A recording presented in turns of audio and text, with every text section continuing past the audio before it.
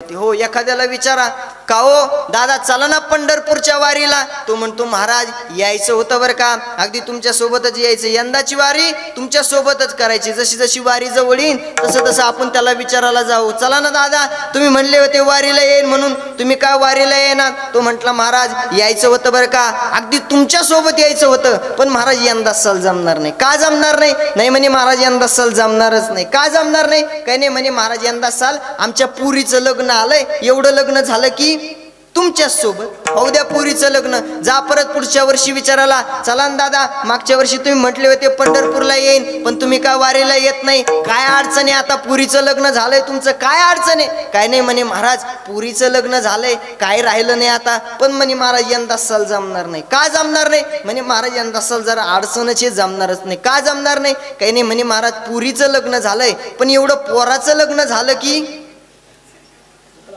पोराचं लग्न झालं की तुमच्या सोबत होऊ द्या पोराचं लग्न, जा परत पुढच्या वर्षी, चला ना दादा तुम्ही 2 वर्ष झाले म्हणतात दिंडीला येईन पण तुम्ही काय दिंडीला येत नाही, काय अडचण आहे, आता पुरीचं लग्न झालंय पोराचं लग्न झालंय, काय अडचण आहे? काय नाही म्हणे महाराज यायचं होतं बरं का, अगदी तुमच्या सोबत यायचं होतं, दिंडी झाली पाहिजे हो, जन्माला आल्यानंतर एकदा तरी दिंडी झाली पाहिजे, भगवंताचं नामस्मरण झालं पाहिजे, दिंडीत यायचं होतं बरं का, पण महाराज यंदा सल जमणार नाही. का जमणार नाही? काही नाही म्हणे महाराज पोरीचं लग्न झालंय पोराचं लग्न झालंय पण यंदा सल जमणार नाही. का जमणार नाही? काही नाही म्हणे महाराज यंदा पुरीचं बाळत पण आलं, एवढं झालं की, तुम्हाला कळतील माझी भाषा, किती वेळा जन्मा यावे नित्य व्हावे फजित. हो महाराज या संसारात आल्यानंतर दुःखाशिवाय काही भेटणार नाही, म्हणून महाराज हा संसार आपल्यावरती काय करतो? जाच करतो. तो आपल्याला भगवंताचं भजन करू देत नाही, तो आपल्याला भगवंताचं नामस्मरण करून देत नाही. मग महाराज तुम्ही पहिला पती संसार होता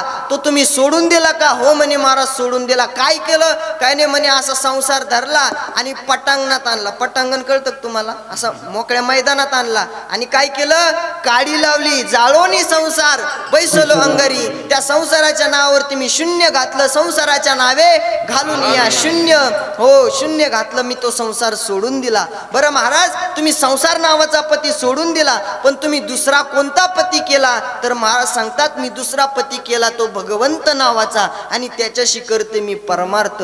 भगवंत नावाचा मी पती केला. महाराज भगवंत नावाचा तुम्ही पती केला पण तो भगवंत नावाचा पती केल्यानंतर तुमच्या जीवनात तुम्हाला काय प्राप्त झालं? तर महाराज म्हणतात मी त्या भगवंताशी अंगसंग केल्यामुळे माझी भय भीती चिंता, हो महाराज सांगतात की माझा आणि देवाचा अंगसंग झाला म्हणून माझ्या जीवनातली भय भीती चिंता सगळी संपून गेली. हो महाराज तुमच्या जीवनामध्ये तुमचा आणि देवाचा अंगसंग झाला.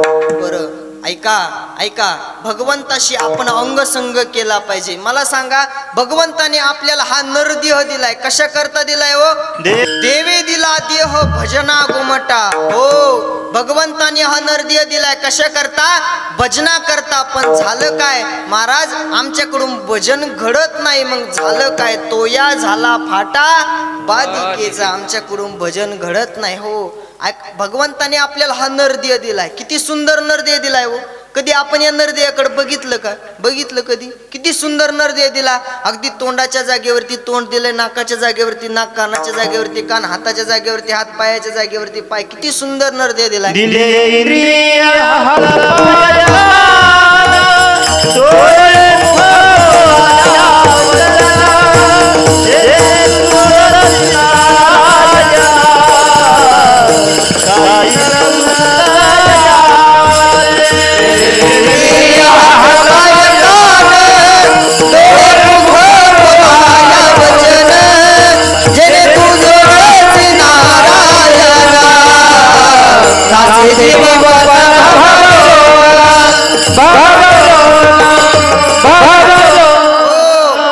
किती सुंदर नरदेह दिलाय. वो अगदी हाताच्या जागेवरती हात, पायाच्या जागेवर पाय, किती सुंदर दिलाय. कधी आपण या नरदेहाकडे बघितलं का? हो भगवंताने जर हा नरदेह देताना जर पार्टात बदल केला असता तर, पार्टात बदल नाही कळलं तुम्हाला? नाही कळलं?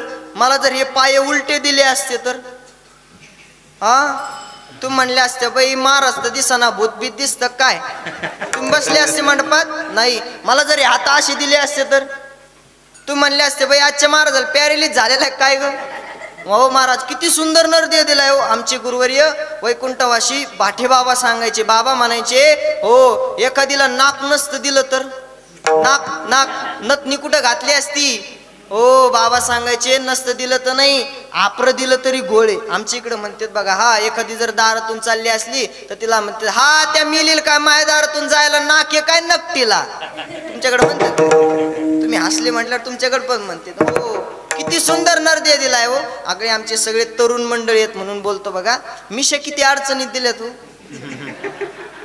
किती अडचणीत दिल्यात महाराज. अडचणीत दिल्यात पण वजनात दिल्यात. हो हो एखाद्याने पैसे नका देऊ द्या. हो माणूस असा मिशेवरती, आता मला नाही तेवढाले पण सांगतो. हो माणूस असा मिशेवरती हात ठेवतो आणि म्हणतो नको देऊ पैसे, नको देऊ, नको देऊ पैसे, नको देऊ, बघून घेईन. भेटायचं नाही का पाटोद्याच्या, पाटोद्याचाच बाजार आहे ना आपल्याला. हा भेटायचं नाही का पाटोद्याच्या बाजारात.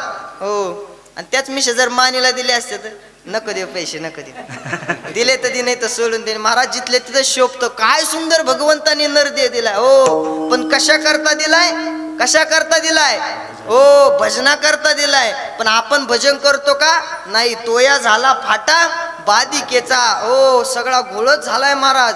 भगवंताने नरदेह दिलाय पण आपण भजन करत नाही, वारी करत नाही. हो डोळा पहावी पंढरी, हो वाचावी ज्ञानेश्वरी. हे मुख कशा करता दिलंय, भगवंताचं नामस्मरण घेण्याकरता, ज्ञानेश्वरी वाचण्याकरता. हो हा नरदेह दिलाय आपल्याला भगवंताशी अंगसंग करण्याकरता. ऐका ऐका ऐका, आपण संसार सोडून दिला पाहिजे. आता तुम्ही म्हणाल महाराज कोणता महाराज इथून सांगू तू संसार सोडून द्या, संसार सोडून द्या म्हणजे काय, आम्ही लेकरं बाळ काय घरदार बाहेर सोडून द्यायचं का, लेकरं बाळ का रस्त्यावर सोडून द्यायचे का. ऐका ऐका, फक्त घरदार लेकरं बाळ याला संसार म्हणत नाही. संसाराच्या पण भरपूर व्याख्या आहेत. संसार कशा कशाला म्हणतात, तुकोबराय तर या देहाला संसार म्हणतात. सर्प हा विकार पांढरा, तुकोबराय विकाराला संसार म्हणतात, देहाला संसार म्हणतात. माऊली ज्ञानोबराय तर फार गोड व्याख्या करतात. माऊली म्हणतात आगा उपजने आणि निमने हे साचची जे का मानने, मा जीव लोकू मी म्हणे संसारू हन. माऊली म्हणतात उपजने आणि निमने म्हणजे जन्मने आणि मरणे, या जन्म मृत्यूच्या फेऱ्याला सत्य समजणे, त्याला माऊली ज्ञानोबराय काय म्हणतात, संसार म्हणतात. ऐका, संसारातून बाहेर निघायचं म्हणजे काय करायचं, या जन्म मृत्यूच्या फेऱ्यातून बाहेर पडायचं. जन्म मृत्यूच्या फेऱ्यातून कधी बाहेर पडतं, एकदा का भगवंताचं भजन केलं, एकदा का भगवंताचा आपल्याला मोक्ष प्राप्त झाला, एकदा का मुक्ती भेटली का, मग एकदा का मोक्ष भेटला का मग या जन्म मृत्यूच्या फेऱ्यात पडायचंच कशाला. म्हणून काय करायचं, भगवंताचं भजन करायचं. हा नरदेह दिलाय भगवंताशी अंगसंग करण्याकरता. महाराज आता संसारात कसं आहे आणि परमार्थात कसं आहे ऐका. संसारात कसं आहे, परमार्थात कसं आहे. हो एक वाक्य बोलतो, तुम्ही कुठं आहात याला किंमत नाही. तुम्ही कुठं आहात याला किंमत नाही, तुम्ही करता का याला फार मोठी किंमत. तुम्ही संसारात आहात, ऐका, तुम्ही संसारात आहात का परमार्थात आहात याला किंमत नाही, तुम्ही करता का याला फार मोठी किंमत आहे. हो ऐका, एक उदाहरण सांगतो. एकदा अकबरानं बिरबलाला आवाज दिला, बिरबल जी जापना जी बादशाहजी. अरे बिरबल मला रात्री एक स्वप्न पडलं रे. काय स्वप्न पडलं जे आपणा. काय नाही रे बिरबल, आपण दोघे एका रस्त्याने चालत होतो आणि चालता चालता रस्त्यामध्ये एक खड्डा आला. रस्त्यामध्ये दोन खड्डे आले. हो मग काय झालं, काय नाही म्हणे, एका खड्ड्यामध्ये तू पडला आणि एका खड्ड्यामध्ये मी पडलो. वाईट झालं जे आपण. अरे बिरबल वाईट तर पुढे काय झालं म्हणे, काय नाही म्हणे, पडत असताना बिरबला मी मधाच्या खड्ड्यात पडलो आणि बिरबल तू घाणीच्या खड्ड्यात पडला. आता बिरबलाचा अपमान झाला. हो वाईट झालं. हो म्हणे वाईट झालं, पण आता बिरबल का ऐकून घेणारा नव्हता महाराज. बिरबला लगेच हजर जबाब, काय योगायोग जे आपणाची, काय झालं, काय नाही म्हणे, मला या असं स्वप्न पडलं. काय स्वप्न पडलं, काय नाही म्हणे, आपण दोघं रस्त्याने चालत होतो, चालता चालता रस्त्यामध्ये दोन खड्डे लागले, एका खड्ड्यात तुम्ही पडले, एका खड्ड्यात मी पडलो. जे आपणाची तुम्ही पडत असताना मधाच्या खड्ड्यात पडले आणि मी घाणीच्या खड्ड्यात पडलो. एवढं तर स्वप्न मलाही पडलं रे, पण जे जी बादशाह माझं स्वप्न थोडस पुढं आहे. काय पुढं आहे, काय नाही म्हणे, 5-10 मिनिटांनी आपण दोघे खड्ड्याच्या बाहेर आलो आणि खड्ड्याच्या बाहेर आल्यानंतर जापनाजी तुम्ही मला चाटत होते आणि मी तुम्हाला चाटत होते. कळलं तुम्हाला, कळलं याच्या अर्थी तुम्ही जागेत. आता मला सांगा, अकबर कोणत्या खड्ड्यात पडला होता, कोणत्या खड्ड्यात पडला होता रे? हा, मदाच्या खड्ड्यात पडला होता. आणि बिरबल घाणीच्या खड्ड्यात पडला होता. आता मला सांगा, अकबर मदाच्या खड्ड्यात पडला होता तरी खात काय होता? घाण. बिरबल घाणीच्या खड्ड्यात पडला होता तरी खात काय होता? मत. तसंच आहे महाराज, आपण संसारात आहोत का परमार्थात आहोत याला किंमत नाही. आपण कोणत्या खड्ड्यात पडलो याला किंमत नाही. आपण चाटतो का याला फार मोठी किंमत आहे. आपण संसारात राहून जर परमार्थ नावाचा मध खात असलो तर आपले एवढं भाग्यवान कोणी नाही. आणि परमार्थात राहून जर इतर घाण खात असलो तर आपले एवढं पापी कोण नाही महाराज. हो, म्हणून संसारी असावे असोनी नसावे. हो, संसारात राहायचं. हो, संसारात राहायचं पण परमार्थ करायचा. हो, तुकोबारांनी तेच केलं महाराज. तुकोबारांनी काय सगळं सोडून दिलं नाही, परमार्थ केला. परमार्थ आपण केला पाहिजे, भगवंताशी अंगसंग केला पाहिजे. हो, भगवंताशी अंगसंग करायचा. ऐका, देव, मला एक सांगा, देव भेटला पाहिजे का कळला पाहिजे? बोला. देव कळला पाहिजे. हो, देव कळला पाहिजे. मग देव कसा कळेल? देव कसा कळेल त्याची कोण वाट दाखील आपल्याला? भगवंताची भेट कोण घालून देईल? हरिप्राप्तीसी धरावे संतांचे ते पाय. संतांचे पाय धरल्याशिवाय आपल्याला भगवंताची भेट होईल का? एकदा का भगवंताची जर आपल्याला भेट करून घ्यायची असेल तर आपल्याला कुठं जावं लागेल? संतांजवळ जावं लागेल. संतांच्या संगतीत गेल्यानंतर आपल्याला भगवंताची भेट होते. कशी भेट होते? ऐका. एकदा जगद्गुरु तुकोबाराय महाराज भंडारे डोंगरावरती भजन करत होते. आणि भजन करत असताना महाराजांजवळ एक मनुष्य गेला आणि महाराजांना म्हटलं की महाराज, मला देव भेटला पाहिजे. काय भेटला पाहिजे? हो, देव भेटला पाहिजे. महाराज म्हटले मग भजन कर.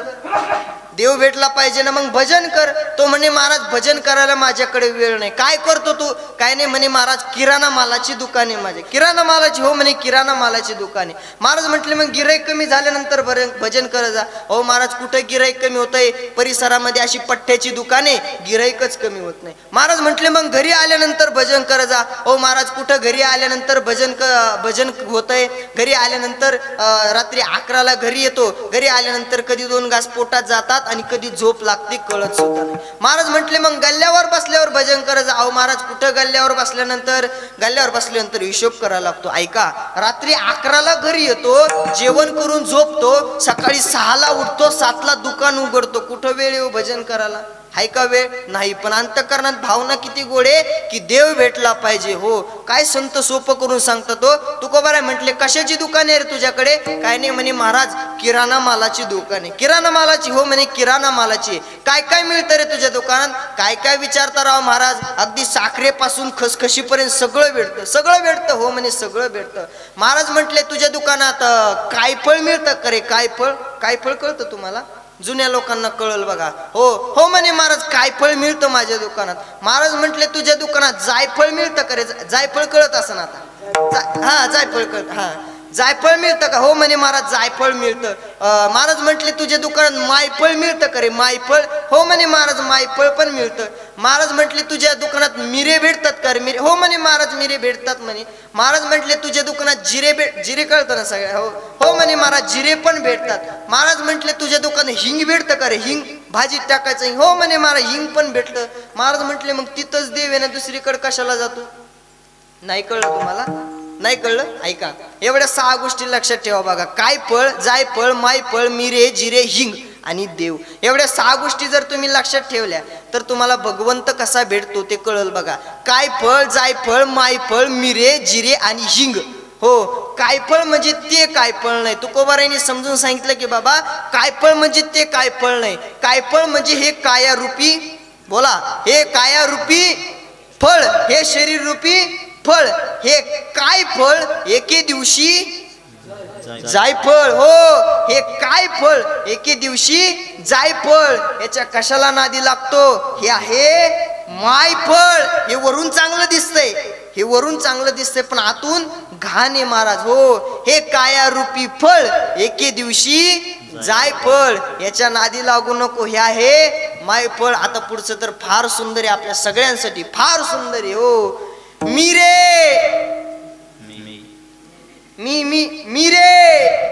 मिरे, माझ्यासारखा गायक रे, माझ्यासारखा वादक रे, माझ्यासारखा कीर्तनकार रे. मिरे, हे ज्या दिवशी जिरे कळतंय तुम्हाला?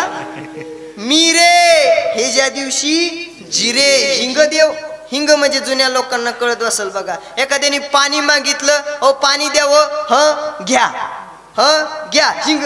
हो मिरे हे ज्या दिवशी जिरे, हिंग देव, अहंकार गेला, तुका म्हणे देव झाला. एकदा करा आपल्यातले विकार दूर झाले तर आपल्याला भगवंताची भेट होते. मग हे विकार दूर करण्याचं काम कोण करतात? तर आमचे संत करतात. संत आपले विकार दूर करतात. हो महाराज, हा अहंकार इतका वाईट आहे ना, इतका वाईट आहे महाराज हा अहंकार. ज्ञानोबराय 7व्या अध्यायामध्ये या अहंकाराची साखळी सांगतात. ज्ञानोबराय म्हणतात, हा अहंकार जर जास्त दिवस आपल्यामध्ये राहिला तर या अहंकाराचं लग्न लागतं. लग्न लग्न कसं हो? माऊली ज्ञानोबराय म्हणतात, जे अहंकार तनुसी वालव पडेले. माऊली म्हणतात या अहंकाराचं आणि तनूचं लग्न लागलं. तनू म्हणजे कोणती मुलगी नाही, तनू म्हणजे हे शरीर.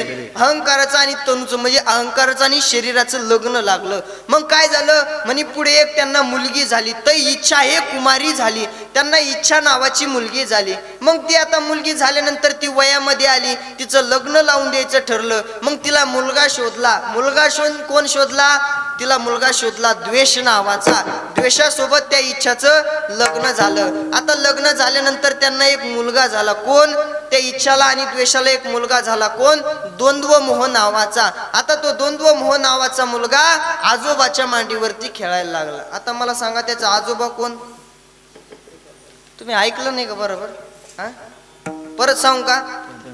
चार्जेस जास्त पडते ना.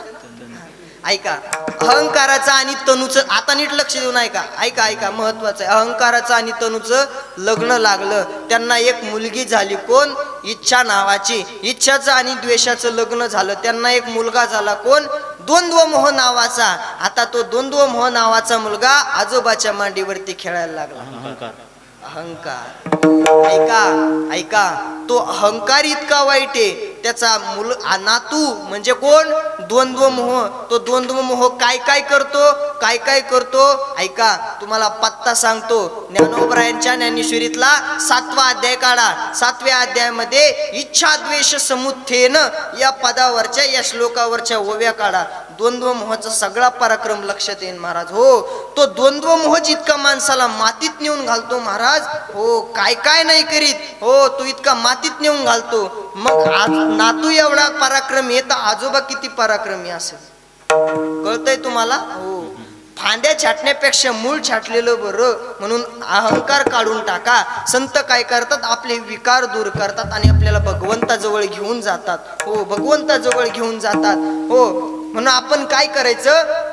भगवंताशी अंगसंग करायचा महाराज, अंगसंग करायचा. पण काय परिणाम होईल तर महाराज सांगतात की आपल्या जीवनातली भय भीती चिंता संपून जाईल. हो, आपल्या सगळ्यांच्या जीवनामध्ये काय आहे? चिंता आहे. चिंता नाही असं माणूस नाही महाराज, सगळ्याला चिंता आहे. ज्ञानोबराय तर सांगतात, चिंतेचं व्यापक पण सांगताना ज्ञानोबराय म्हणतात, पातळाहुनी निम्न जे उंचीचे साने गगन, जे पाहता त्रिभुवन आणूही नोहे. पातळापेक्षा खोल आहे. हो, आकाशापेक्षा उंच आहे. काय चिंतेचं व्यापक पण सांगितलं. तैसी चिंता अपार. काय चिंता आहे महाराज? हो, सगळ्याला चिंता आहे. हो, आता काहींना चिंता होती की आता कीर्तनाला जावं का नाही, कीर्तनाला गेल्यानंतर बाबा कसा येतोय, कीर्तनात झोप येते का काय, सगळ्यांना चिंताच आहे ना. हो, कीर्तनाला गेल्यानंतर पाऊस येईल का नाही, पाऊस आला तर आपल्याला बसायला जागा भेटेल का नाही, चिंताचे. बरं, तिथे गेल्यानंतर टेकून बसता येईल का नाही, चिंताचे. हा, टेकून बसता येत नाही. तिथे गेल्यानंतर पायाला जर मुंग्या आल्या तर पाय लांबीता येईल का नाही, चिंताचे. हो, ज्याची त्याची चिंता वेगळी फक्त. हो, काहींना मुलं होण्याची चिंता, काहीची लग्न होण्याची चिंता. हो, काय चिंता अपार आहे महाराज. फक्त तुम्ही चिंता बोला, मी वाक्य बोलतो. हा, लग्न होईल का नाही, चिंता. लग्न झालं, मुलगा होईल का नाही, चिंता. मुलगा झाला, मुलगा झाल्यानंतर तो जगेल का नाही, चिंता. जगल्यानंतर तो शाळेत जाईल का नाही, चिंता. गेला शाळेत गेल्यानंतर अभ्यास करेल का नाही, चिंता. अभ्यास केला, परत पुढं कॉलेजला जाईल का नाही, चिंता. कॉलेजला गेला, अभ्यास करेल का नाही, चिंता. अभ्यास केला, परत त्याला पुढं डिग्री भेटेल का नाही, चिंता. भेटली डिग्री, नोकरी भेटेल का नाही, चिंता. आता पुढं काय असतं? नोकरी झाल्यावर पुढं काय असतं? हा, लग्न नाही, नोकरी झाल्यानंतर पुढं काय असतं? नोकरी लागली ना आता, मुलाचं लग्न. लग्न. हा, लग्न होईल का नाही ही सुद्धा चिंतेचा विषय आहे महाराज. हो झालं तर झालं, हो ज्यांचं झालं त्यांनी आनंदाने गोड मानून घ्या, ज्यांचं नाही झालं त्यांनी पावशेर गांजा, भगवी लुंगी, अलक निरंजन, हो त्यांनी डोक्यातच आणायचं नाही महाराज. ते गुतलेच. हो महाराज लग्न होईल का नाही चिंतेचा विषय. हो हो पण महाराज लग्नाची याची काय चिंता करता, चिंता कशी केली पाहिजे. हो आपल्याला भगवंत भेटेल का नाही, हो आपली भगवंताची भेट होईल का नाही, आपण याची चिंता केली पाहिजे. हो काय मी उद्धार पावेन, काय कृपा करील नारायण, ऐसे तुम्ही सांगा संत जन, करा समाधान चित्त माझे. आपल्याला भगवंत भेटेल का नाही याची चिंता करा महाराज. हो भगवंताने आपल्याला हा नरदेह दिलाय, त्याच्या भजनाकरता दिलाय, त्याची चिंता करा. हो एक 70 वर्षाचे आजोबा दवाखान्यामध्ये गेले, लक्ष देऊ नाही का. दवाखान्यामध्ये गेल्यानंतर त्यांच्या हृदयविकाराचं ऑपरेशन होतं.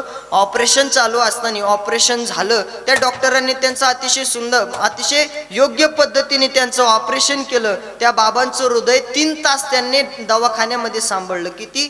3 तास ते हृदय सांभाळल्यानंतर ते ऑपरेशन झालं. ऑपरेशन 3 तास चाललं.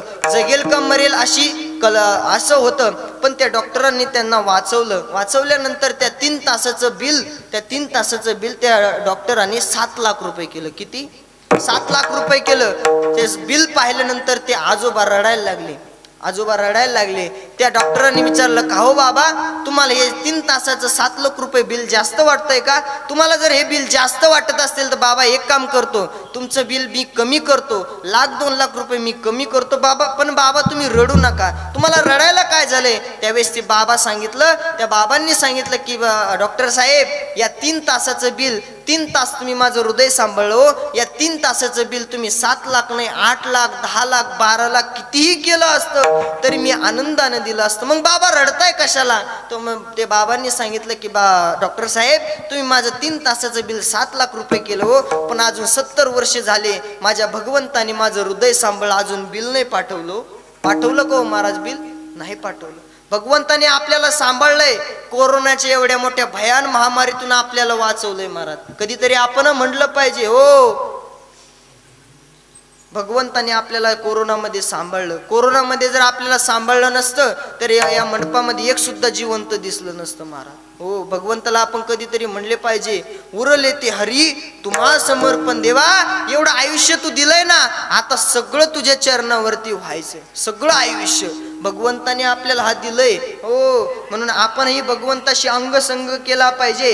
हो एकदा का अंगसंग झाला तर आपल्याला आपल्या जीवनातली भयभीती चिंता सगळी संपून जाती महाराज, सगळी संपून जाते. का हो महाराज तुमची भयभीती चिंता संपली? हो म्हणे महाराज संपली. बरं महाराज जातानी तुम्ही देवाकडे गेला का? देव तुमच्याकडे आला हो? महाराज म्हणतात तसं नाही रे बाबा, मी त्या देवाची घर रिगाले आणि त्या देवाची मी पट्टराणी झाले अभंगाच्या दुसऱ्याच्या. किती सुंदर म्हणतात महाराज, वा. हो महाराज सांगतात की मी घर रिघाले, त्या भगवंताची मी पट्टराणी झाले, नवे त्या देवाला मी वरिले सावळे परब्रह्म. त्या देवाशी मी अंगसंग केला, मी त्या देवाला वरलं, मी त्या देवाची बायको झाले. आपण सुद्धा भगवंताची बायको झाली पाहिजे महाराज. हो एखाद्या साधारण बाईसोबत लग्न झालं, एखाद्या बाईचं पुरुषाचं लग्न झालं तर त्या पुरुषाला आयुष्यभर त्या बाईला सांभाळावं लागतं, बरोबर सांभाळावं लागतं. म्हणजे जर आपण भगवंत नावाचा पती केला, जर भगवंत जर पती केला तर त्या भगवंताला आपली काळजी महाराज आपल्याला सांभाळण्याची. हो अनन्यास चिंतयन्तो माम ये जना पर्युपासते तेषाम नित्याभियुक्ता नाम योगक्षेम भाम्यम. एकदा का त्या भगवंताशी अनन्य झालं तर त्या भगवंताचं कार्य हे आपला योगक्षेम वाहण्याचं. जो माझं होय अनन्य शरण त्याचे निवारी मी जन्म मरण, या लागी शरणागता शरण्य मीची एक हो. म्हणून त्या भगवंताला आपण अनन्य भावाने शरण गेलं पाहिजे. हो त्याची आपण पट्टराणी झाले पाहिजे. एकदा का त्याची पट्टराणी झालं, एकदा का आपला सगळा भार त्याच्यावरती लोटला तर आपल्याला कसलीही चिंता करण्याचं काम नाही महाराज. हो काय तुकोबारांनी महाराज भजन केलं, तुकोबारांनी भजन केलं तर भगवंताने त्यांच्या पत्नीच्या पायाचा काटा काढला. हो तुकोबारांनी भजन केलं तर भगवंताने स्वतः येऊन हो त्यांच्या वडिलाचं पुण्यस्मरण साजरं केलं. हो आमच्या चोखोबरायच्या पत्नीचं बाळत पण केलं. किती महाराज भगवंताने काम केलं. हो हो अर्जुनाचा रती होय हा सारथी, पक्षी पोहे प्रीती सुदाम्याचे. काय काय भगवंतानी केलं महाराज. एकदा दशरथ राजा इंद्रपुरीमध्ये फिरायला गेला. इंद्रपुरीमध्ये फिरायला गेल्यानंतर इंद्राला विचारलं की इंद्रा तुझा दरबार मला दाखव. दरबार दाखव म्हणल्यानंतर आता इंद्राने दरबार दाखवायला सुरुवात केली. हे म्हणे हे देव कोण आहेत. म्हणे हे सूर्यदेव आहेत. बर, पुढचे देव कोण आहे. ते म्हणे चंद्रदेव आहेत. त्याच्या पुढचे ते ब्रह्मदेव आहेत. त्याच्या पुढचे ते भोलेनाथ आहे म्हणे. असे सगळे देव दाखिले आणि एक देव होता की त्याच्या डोळ्यावरती पट्टी बांधलेली होती. म्हणे हे देव कोणते आहेत. ते म्हणे ओळखलं नाही का यांना तुम्हाला. हो, कोणाच्या डोळ्यावर पट्टी असते. हो, कोणत्या देवाच्या डोळ्यावर पट्टी असते. तुमच्या माग लागले नाही का अजून. हा, शनिदेव. हो, शनिदेव आहे म्हणे. शनिदेव. बर, त्यांच्या डोळ्यावरती पट्टी काय. म्हणे त्यांच्या डोळ्यावरती पट्टी कशामुळे. काय नाही म्हणे त्यांची वक्र दृष्टी जर एखाद्यावरती पडली तर माणूस कोणत्या कामाचा राहत नाही, म्हणून त्यांच्या डोळ्यावरती पट्टी. वरती पट्टी खोल. तो म्हणे ते धाडस मी करत नाही. इंद्र म्हटला ते धाडस मी करत नाही. का करत नाही. काय नाही म्हणे मी ते धाडस करत नाही. तो म्हटला मी राजा आहे. हो, दशरथ म्हटला मी राजा आहे, मी तुला सांगतो ते पट्टी खोल. पट्टी खोल म्हटल्याबरोबर तो मागून गेला आणि इंद्राने पट्टी खोलली. पट्टी खोलल्याबरोबर शनिदेवाची दृष्टी दशरथ राजावरती पडली. दशरथ राजावरती दृष्टी पडल्याबरोबर दशरथ राजा इंद्रपुरीमधून खाली गिरगिरत खाली पडायला लागला.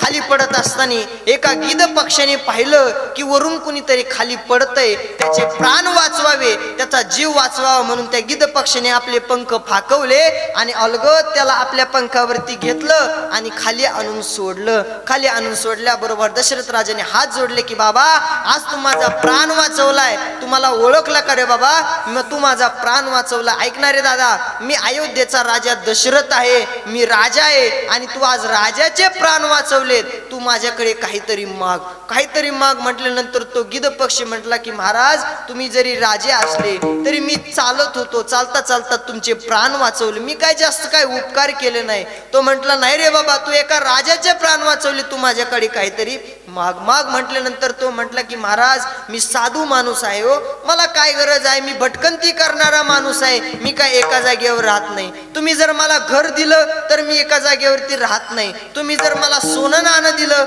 तरी सोनं पैसे ठेवण्याकरता माझ्याकडे खिशे नाहीत. मी साधू माणूस आहे. हो, भटकंती करणारा माणूस आहे. मग काय, पण काहीतरी तू माझ्याकडे माग.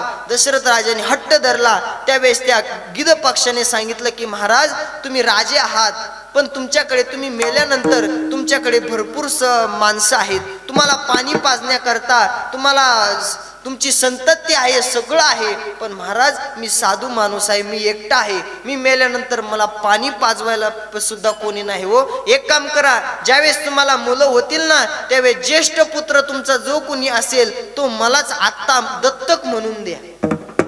दशरथ राजाचा ज्येष्ठ पुत्र कोण होता. हो, प्रभू श्रीराम. ऐका, प्रभू श्रीराम जन्माला येण्याच्या हजारो कारणापैकी हे एक कारण आहे बघा. हो, जन्माला यायच्या अगोदर गिध पक्षाने त्यांना आपलं दत्तक म्हणून स्वीकारलेलं आहे. दत्तक म्हणून. आता सगळं रामायण तुम्हाला माहित आहे. त्याच्यानंतर प्रभू रामाचा अवतार झाला. प्रभू राम, लक्ष्मण आणि सीतामाता हे वनवासाला निघाले. वनवासाला जात असताना सीतामाईला रावण घेऊन गेलेला आहे आणि त्या शोधामध्ये प्रभुराम आणि लक्ष्मण आवाज देतात. प्रभुराम म्हणतात सीते.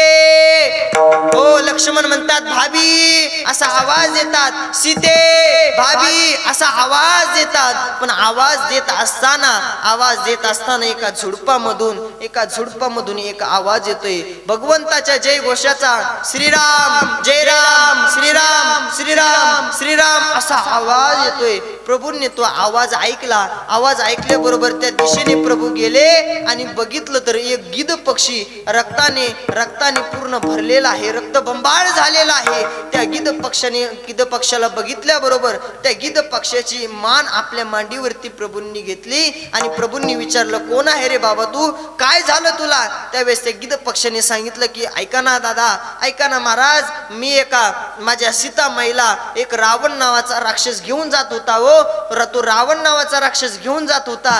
प्रभूंच्या कार्यामध्ये प्रभू रामांची सेवा व्हावी, प्रभूंच्या कार्यामध्ये काहीतरी सहकार्य व्हावं, माझ्या आईचे प्राण वाचावेत म्हणून मी ती राक्षसासोबत मी युद्ध करायला गेलो. मी त्याच्याशी घनघोर युद्ध केलं. पण महाराज मी धारातीर्थी पडलो. का धारातीर्थी पडला? काय नाही म्हणे महाराज, मी त्याला विचारलं, सांग रावणा तुझं मरण कशात आहे? त्या चांडाळाने मला खोटं बोलला प्रभू. तो मला सांगितलं, त्याने मला सांगितलं की माझं डाव्या पायाच्या अंगठ्यामध्ये मरण आहे. प्रभू खोटं बोलत नाही. तो अंगठा चिंधड्या करून टाकल्या, फोडून टाकला तो अंगठा. पण महाराज तो खोटं बोलला. मग त्याने मला विचारलं, सांग तुला तुझ्या प्रभू रामाची शपथ आहे, तुझं मरण कशात आहे? मी खरं सांगितलं, माझं मरण माझ्या पंखामध्ये आहे. त्या चांडाळाने माझे पंख छाटून टाकले प्रभू आणि मी धारातीर्थ पडलो. ऐक ना प्रभूंनी त्याची मांडीवरती घेतली होती मान आणि प्रभूंनी सांगितलं की ऐकणारे राजा, तू प्रभूंच्या कार्यामध्ये सहकार्य व्हावं म्हणून सीता मातेचे प्राण वाचवण्याकरता गेला आणि धारातीर्थ पडला. पण तुला माहित आहे का रे बाबा मी कोण आहे? त्यावेळेस त्यांनी विचारलं, कोण आहात तुम्ही? अहो ऐक ना, मी अयोध्येचा राजा दशरथाचा ज्येष्ठ सुपुत्र श्रीराम आहे. ऐक ना, तू ज्याची वाट बघत होता तो मीच आहे. हो ऐक ना दादा, तू प्रभू रामाची वाट बघत होता ना, मी अयोध्येचा राजा दशरथाचा मुलगा आहे. हो, ब्रह्मांडाचा धनी, विश्व ज्याच्या ताब्यात आहे, ज्याच्या सत्तेने सगळं चालतं ना, तो देव मी आहे. आता जर जमलं ना तर मी तुला जिवंत करू शकतो, तुला तुझ्या पंखामध्ये चैतन्य देऊ शकतो. देऊ का रे चैतन्य? त्यावेळेस त्या गिध पक्षाने सांगितलं, प्रभू माझं नाव जटायू आहे आणि या जटायूने कार्य केलंय ते जीवन जगण्याकरता नाही तर तुमच्या मांडीवरती मरण्याकरता मी हे कार्य केलंय. प्रभू असं मरण कुणाला येतं? माझ्या समोर भगवंताचा चेहरा आहे, मुखात भगवंताचं नाव आहे, माझ्या मानी खाली भगवंताची मांडी आहे. एवढं चांगलं मरण कुणाला येतं? प्रभू थोडे दिवस नाही, आयुष्यभर या गोष्टीसाठी मी अट्टहास केला, याचसाठी केला होता अट्टहास. माझा शेवट गोड व्हावं याच्याकरता मी अट्टहास केला. प्रभू मी उगाच तुम्हाला शरण आलो नाही, अनन्य भावाने शरण आलोय.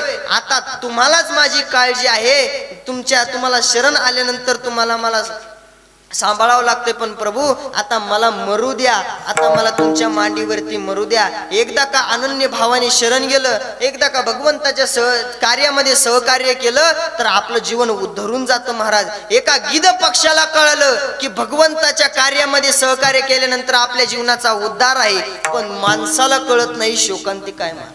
हो, माणसाला कळत नाही. एका रेड्याला कळलं संतांच्या मागे गेल्यानंतर आपल्या जीवनाचं कल्याण आहे, रेड्याला कळलं महाराज. हो, एका गाढवाला कळलं की संतांच्या जवळ गेल्यानंतर आपल्या जीवनाचं कार्य आहे. एका कुत्र्याला कळलं की आपण संतांची चपाती ओढून आणली तर आपल्या जीवनाचा उद्धार आहे. ओढून आणली तरी पण, संतांच्या जवळ गेलं तरी, संतांच्या संगतीत गेलं तरी, संतांचा सहवास घडला तरी, हो, संतांच्या संगतीत गेल्यानंतर आपल्याला सुख प्राप्त होते. संतांच्या संगतीत आपण गेलं पाहिजे. एकदा का संतांच्या संगतीत गेलं तरी आपल्याला सुखाचा लाभ होतो. नवे सर्व सुख असणारा परमात्मा सुद्धा आपल्याला भेटतो महाराज. हो, म्हणून आपण संतांच्या संगतीत गेलं पाहिजे, संतांच्या सहवासात आपण गेलं पाहिजे. संत आपल्याला सगळ्या गोष्टीची ओळख करून देतात. हो, देवाची भेट घालून देतात. म्हणजे काय करतात? हो, का देवाला धरतात आणि आपल्या जवळ आणतात का आपल्याला धरून देवाजवळ नेतात? नाही महाराज. मग काय करतात? ऐका, तो भगवंत आपल्यामध्येच आहे. तैसा हृदयामध्ये मी रामू असता सर्व सुखाचा आरामू की भ्रांतासी कामू विषयावरी सर्वा घटी राम देहादेही एक. तो भगवंत आपल्यामध्येच आहे. मग काय करतात? काही नाही, त्या भगवंताविषयी आपल्याला अज्ञान निर्माण झालेलं आहे. मग संत काय करतात? ते अज्ञान दूर करतात आणि त्या भगवंताविषयी आपल्याला ज्ञान प्राप्त करून देतात. म्हणजे त्या भगवंताची आपल्याला ओळख करून देतात. हो, संत त्या भगवंताची ओळख करून देतात. तुकोबारायला विचारलं का हो महाराज, तुम्ही भगवंताला शरण गेले, भगवंताचे तुम्ही घर रिगाले, त्याची पट्टराणी झाले, नवे तुम्ही त्यांना वरलो, त्याच्या शेजारी जाऊन बसले. पण महाराज, तुमच्या जर डोक्यात आलं आणि तुम्ही हाही नियम सोडून दिला तर, हाही पती सोडून दिला तर, महाराज म्हणतात आता तसं माझ्या जीवनामध्ये होणार नाही. का तर हाच नेम मी, हो महाराज म्हणतात हाच नेहमी माझ्या जीवनामध्ये केलेला आहे, तुम्ही परता माघारी येऊ देणार नाही. हो, सगळ्यांनी आपण आपल्या जीवनामध्ये एक नियम केला पाहिजे महाराज. हो, एकदा का नियम केला तर तो परत माघारी येऊ द्यायचा नाही. एकदा का आपण भगवंताचे भजनाचा नियम केला ना तर तो परत माघारी येऊ द्यायचा नाही. रोज काही ना काही एक नियम करायचा. रोज जीवनामध्ये रोज एक ना एक काही ना काही नियम करायचा. एक दिवसामध्ये किमान 1500 असं काहीतरी नामस्मरण झालं पाहिजे असा नियम करायचा. एकदा का नियम केला तर तो परत माघारी येऊ द्यायचा नाही. एकनिष्ठ राहायचं. किती तुकोबरा एकनिष्ठ होते हो, किती तुकोबरा एकनिष्ठ होते. तुकोबरायला विचारलं तुम्ही काय काय बघितलं, तुकोबराय म्हणतात काय काय नाही बघितलं. उदंड पाहिले, उदंड ऐकिले, उदंड वर्णिले क्षेत्र महिमे. पण महाराज आम्हाला सुख त्याच्यात भेटलं नाही. मग कायात कशात सुख भेटलं आम्हाला? काय पाहण्यात सुख आहे, कुठं जाण्यात सुख आहे?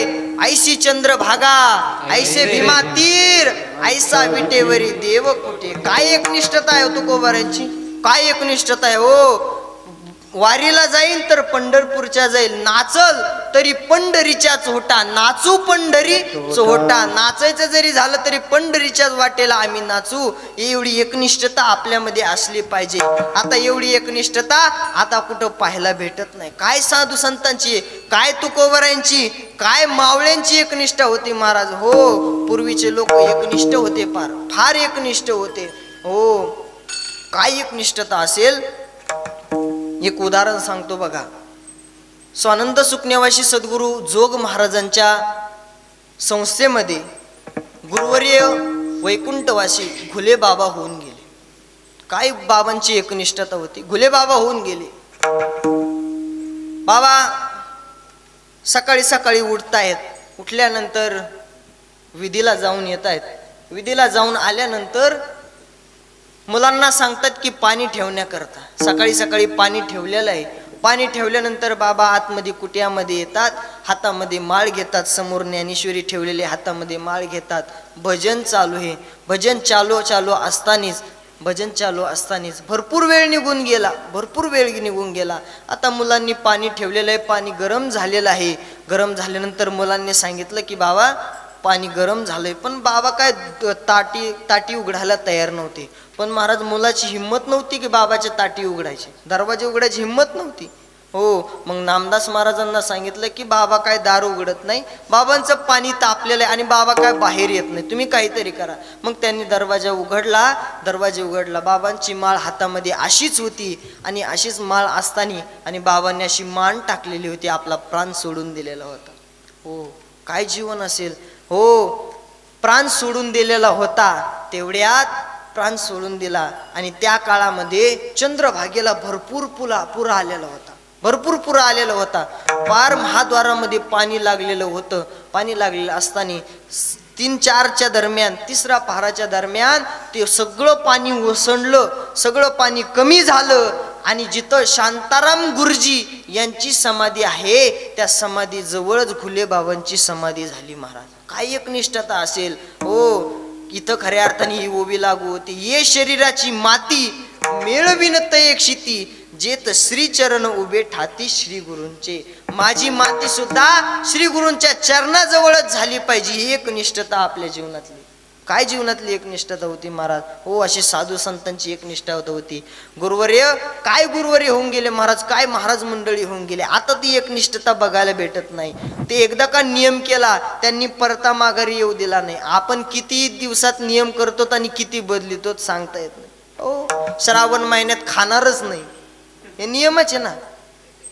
श्रावण झाल्यानंतर सुद्धा खाणार नाही असे म्हणणारे तर भरपूर आहेत, पण खाते.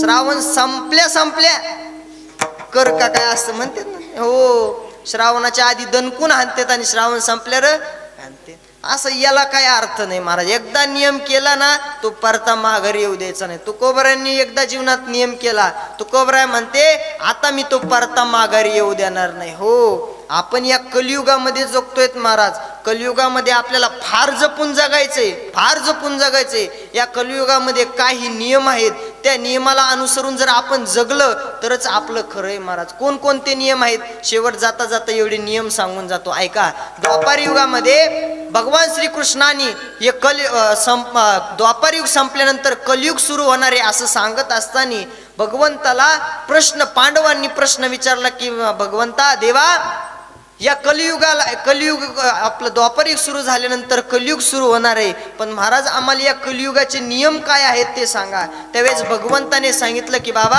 ऐका, मी तुम्हाला कलियुगाचे नियम सांगतो. भगवंताने चारही दिशेला 4 बाण मारले. चारही दिशेला 4 बाण मारल्याबरोबर भगवंतांनी त्यांना सांगितलं की तुम्ही एवढे बाण घेऊन या. नकुल, सहदेव, भीम आणि अर्जुन या चौघांना सांगितलं की बाबा तुम्ही एवढे बाण घेऊन या. बाण आणायला गेल्यानंतर चारी दिशेला 4 जण गेले. आता ज्या दिशेला नकुल गेलेला होता नकुलाने पाहिलं, बाण उचलताना नकुलाने पाहिलं एक गाय आपल्या वासराला चाटत होती.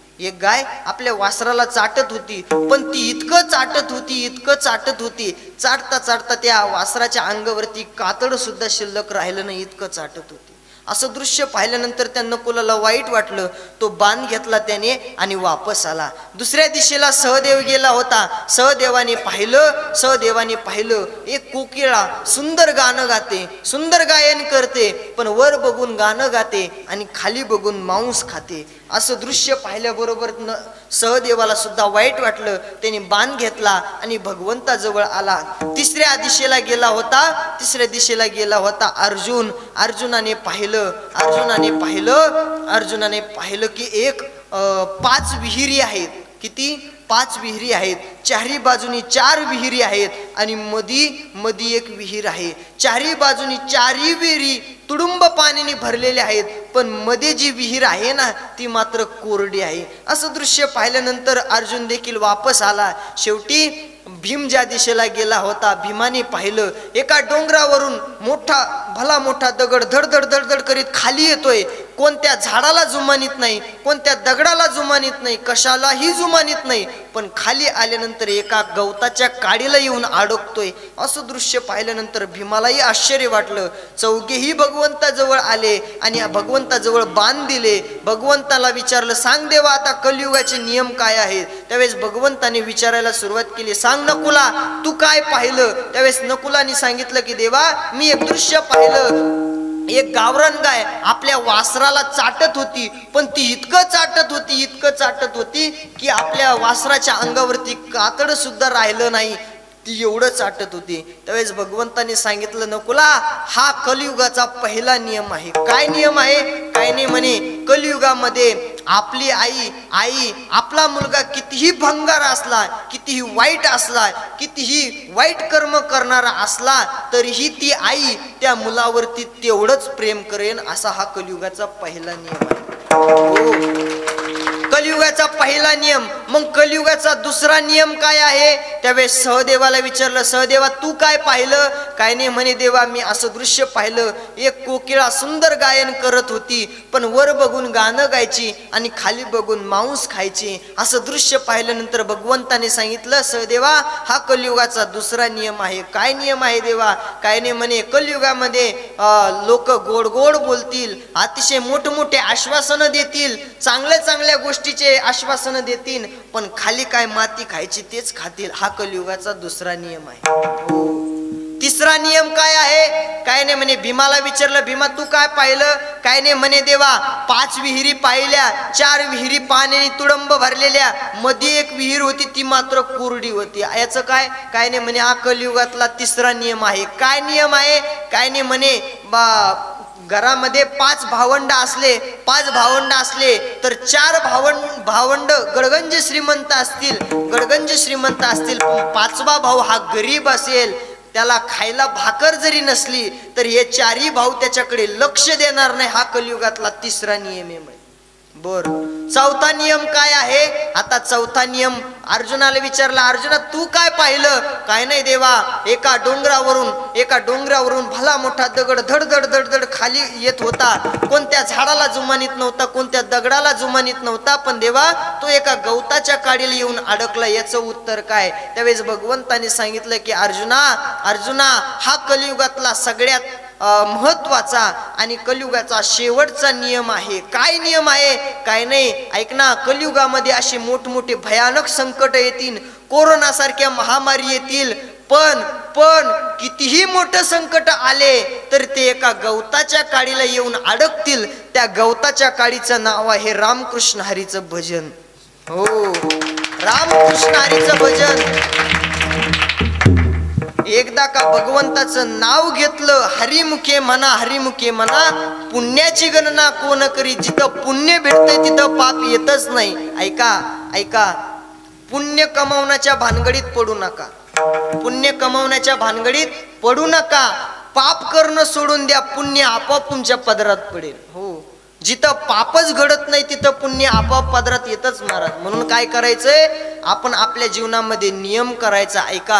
ऐका, ह्या कलियुगामध्ये आपण सगळे कलियुगाला भीतोत, पण कलियुगाला भ्यायची गरज नाही. का भ्यायची गरज नाही? या कलियुगामध्ये आपण आपल्या अंतःकरणामध्ये कृष्ण साठवायचा. एकदा का आपल्या अंतःकरणामध्ये कृष्ण साठवला तर आपल्याला हे कलियुग वाटणार नाही, तर आपल्याला हे कलियुग कृष्णयुग झाल्यासारखं वाटेल. पण कधी? ज्या वेळेस आपण अंतःकरणामध्ये कृष्ण साठवू. म्हणून आपण सगळ्यांनी अंतःकरणामध्ये भगवंताला बसवायचंय.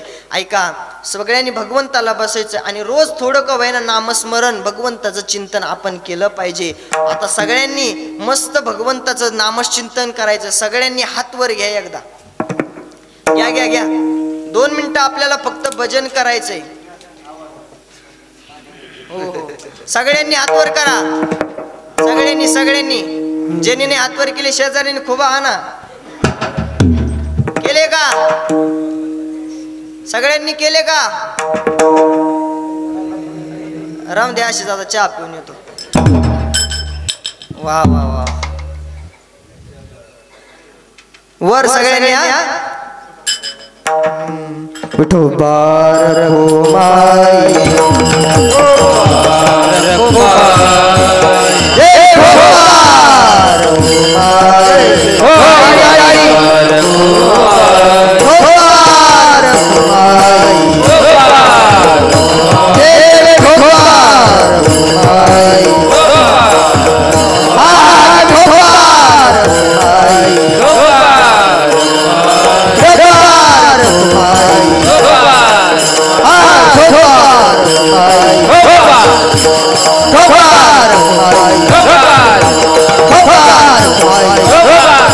ज्ञानेश्वर